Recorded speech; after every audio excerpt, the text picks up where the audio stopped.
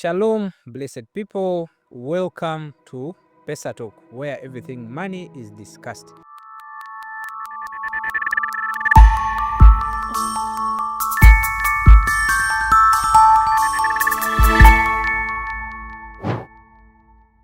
If it is your first time to see my face, to actually hear about this show, I'd love to welcome in a special way to the Pesa Talk movement. Here, we discuss everything money and we aspire to deliver financial wellness for everyone. So, just to give you a bit of comfort, please, you've not missed a lot. We've only covered budgeting, we've covered savings, and I'm going to share the links to those particular videos in the description of this video. So please make time, catch up, and let's be on the same page. So we've built our cake with budgeting and saving. Today we are icing our cake with investments. So investments is the icing to the cake. It's very dear, it's very nice, it's very sweet. However, there are some myths around investments. One that I know myself, you can drop yours in the comment section. One that I know for myself is I will die. So you refuse to invest today with the expectation that you're going to die tomorrow. Well, what if you do not die? What will happen? The second is my children will take care of me in future. Yes, you have invested in education of your children, which is true and it's understandable, but it's not their obligation to take care of you in the future. You need to make an investment decision today. So the reason we're having this episode today is to explore where can you invest, how should you invest, when should you invest, what informs your investment environment. So as you consider where to invest, there's a circle around how you arrive at how to invest. Around every time you make money, these are things that come into your head. When you make it, you ask yourself, should I keep it? Should I grow it? Should I eat it? Or should I sustain it? So the part we're going to touch today is growing and sustaining investment, or growing and sustaining the money that you have gotten. So what are some of the things that you really need to consider while looking out for an investment, or what we call investment planning? What are some of the steps, or how do you start your investment journey? One of the ways, or one of the steps that you need to take towards starting your investment journey is planning your investment in terms of understanding your current and future needs. So if you're going to invest, one, you need to look at what are you looking at for the future, what are your current needs, and what would be your medium term needs. Once you understand that, you're able to structure an investment plan or investment goal that suits within your needs based off the different tenures of your needs that you're looking at. And once you've done that, the second thing is you've identified your future goals, you've categorized them under the short and long term goals. The third, you then develop a plan to achieve them. By developing a plan, you're then looking into the baskets of investment in terms of what are those investment options that would fit into the needs that you have for the future, which is long term, medium term, and short term. So part of the things you look at in terms of where you can invest, if I'm to give an example here, you're looking at mutual funds, you're looking at bonds, you're looking at real estate, you're looking at insurance. Those would be some of the areas where you'd say, fine, I've identified this is what I want to achieve in the next 10 years, and it's going to be backed by this kind of investment. So you go ahead and invest in line with your set goal. That is very important. Please make sure that you align your goal with your investment. Have goal-based backed investments that speak to your long-term, short-term, and medium term. So what are the steps? If you're to look at the journey that you need to take as someone who is going into investment, there should be steps, there should be things that are going to guide how you're going to invest. The umbrella guidance for investments are two things. We call them the two R's of investment. That is return and risk. So everything that comes into your step is just trying to meet those two, where you're looking at risk and investment. One of the steps is you're looking at finding out how much you're going to be putting aside for that investment, which is in return speaking to how much you'll be getting in terms of a return for yourself. So you're finding when and how much you're putting away for that investment, because then that investment needs to be financed. So as you're planning to do an investment, you've ascertained how much it will take, you've ascertained how much you'll be putting away, you've ascertained the frequency, you then go ahead and set your financial goals. This is something that I've mentioned in my previous statement, where you're saying you're setting goals that one are measurable, what you call SMART goals. They are SMART, meaning they are specific, they are measurable, they are attainable.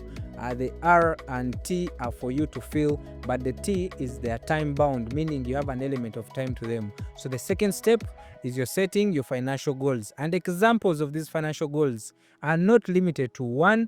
You can look at education, or what you call future education for yourself. You can look at your children's education. You can look at financing your child's marriage. You can look at buying a house. You can look at creating an emergency fund. Those kind of things that speak into your financial goals that then inform your investment planning. So, what are the types of investment that are available to us? We shall be taking a little bit of time around the type of investments. I shall be bringing you some guests, people who are going to be sharing in-depth insights on each of these investment options that are currently available in the market. But the ones that are very dear to most of us is real estate. Everyone says buy land. Buy land, it will appreciate. Even if you're not doing anything on it, it will be bringing it to you get capital appreciation. When you're selling it, you will sell it up. You will sell it on a markup because it will have appreciated a year in, year out. So we are looking at one type of investments. You're looking at real estate, where you're buying land that is undeveloped, or you're buying property that is developed, or you're redeveloping property that is in the line of real estate, or you're going very large scale into doing commercial property development. But there's real estate, that is one. There's business. There are people who go into investments such as businesses. You look at things that are dear to your heart. You look at things that the community needs. You look at things that society needs, and you invest into a business. However, a disclaimer, it's always advisable for you to invest in something you entirely understand. If you're going to invest into a business, please do the due diligence to understand the ins and outs, the pros and cons of the business you're going to invest in.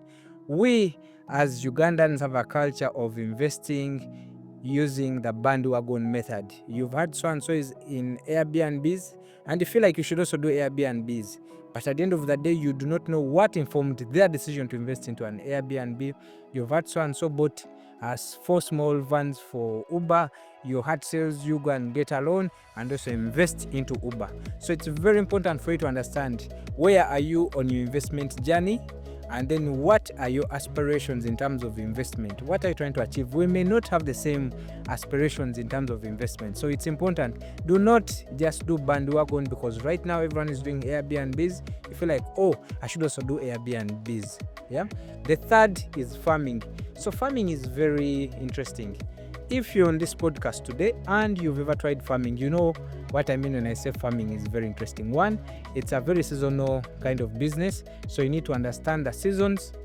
You need to understand which product is currently selling on the market. You need to understand which product would give you the best margins, because at the end of the day, an investment should be backed with a return. So you're not going to go into farming for you to just make a loss. You aren't going to farming for you to make a profit. So as you're thinking of a decision to enter into farming, do you have the land? How close is it? Do you have a team of people? Do you have people that are going to be supervising the farm? You've heard of instances. I have a friend of mine that did farming some years back. They planted watermelons in Mityana. For those of you that understand the geography of Uganda, she had done farming, but in Mityana. So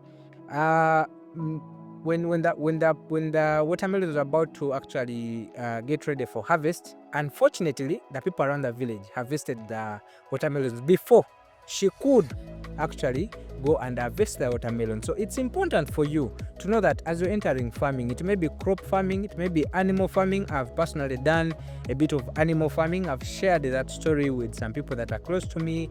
I did piggery, so I understand a bit of that, of the nitty-gritty around animal farming. So if you're going to enter into farming, ensure that you understand which part of the value chain you're joining.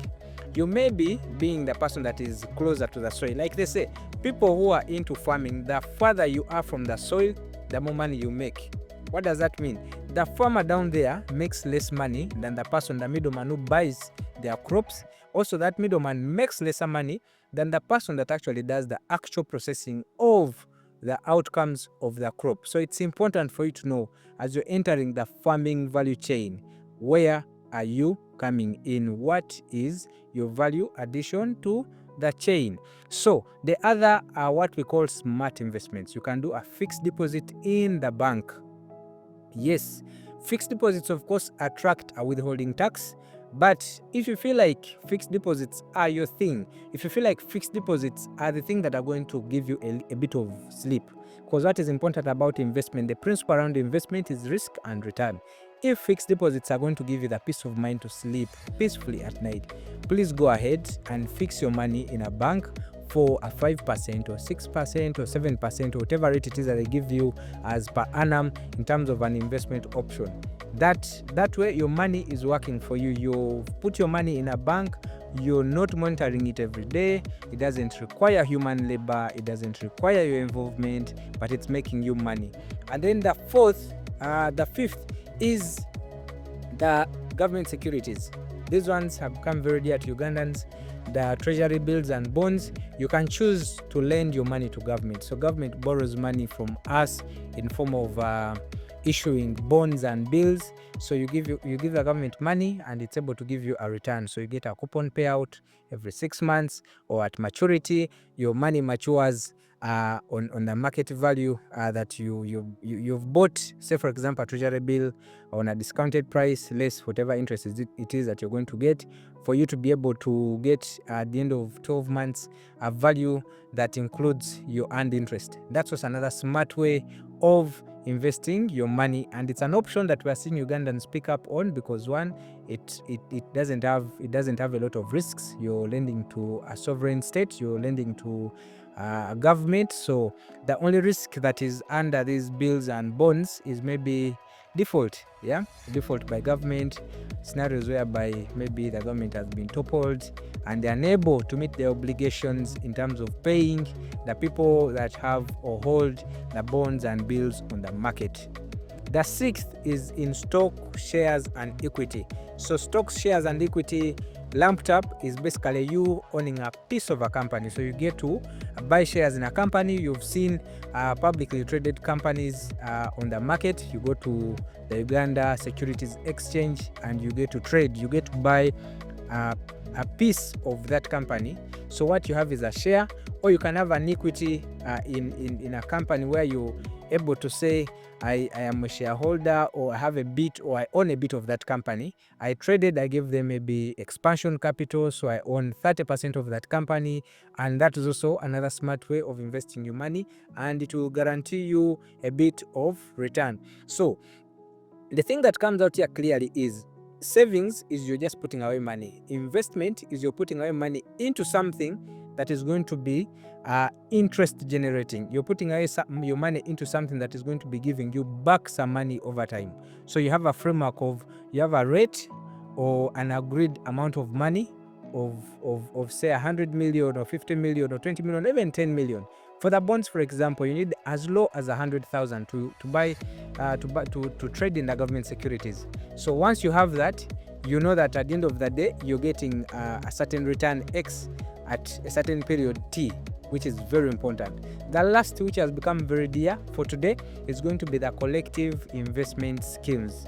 These are commonly referred to as unit trusts. So unit trusts have become a big thing on the market in Uganda, East Africa, and across Africa. Why? Because one, they expose you to a diversified portfolio of investment assets. So a fund manager gets your money, they invest it into product X and another product W and another product Y. That investment then gets to return to you an average return that is compounded from the different investment assets. So we are seeing Ugandans pick up a lot on investing into the unit trust funds. Yeah. So if you feel like that should be the area where you want to invest, we have looked at the active investment avenues, the places where you need active involvement. We've also looked at the passive investment avenues, or the places where your money is working for you, or what you call the smart investment avenues. So from where you stand, once you're able to ascertain what your risk appetite is, how much it is that you're able to contain, and what your expected return on investment is, you should be able to choose from the things that we've discussed on this episode today, the passive ones and the active ones, where you feel like you want to do a mix and match, or you've been leaning so much on the active ones, you now want to go into the passive ones. It will be a nice thing for you, because in investment, that is then called divesting. You are exploring other portfolios. You are expanding into other portfolios to tap into the benefits of that portfolio or that investment assets. So for me, as Paul, I'd love to say that it's good to have a bit of this and that. Do not do not lock your eggs in one basket. Do not put all your investments in one basket. Learn how to do a mix and match, or what we call divesting. Be able to have investments spread over different asset classes, because at the end of the day, investment is backed by an investment environment. In an event that one market crashes or one asset crashes, you're then covered by another asset class or another market. Imagine, for example, if the equities are performing very poorly, but you also have rentals, then you're covered by the rentals. Imagine in a state whereby real estate is not doing well, but you've also bought a bond, for example, the 5-year bond, and it's returning maybe 17% per annum as a gross return. You then get to have your investments backed up and covered from that front. So the decision in terms of what you choose to invest in today is best, or should be, backed by two things: risk and return. Thank you so much for being part of this episode. Again, my name is Paul Singe. I am a financial wellness advocate. I aspire to better myself financially while walking this journey with you. So thank you so much to my crew, the production crew at Vadi Media, our marketing team from Brandforge Marketing Agency, for making sure that this episode reaches you today. You're the one that is watching it. So until next time, it's been my time. See you and have a blessed day.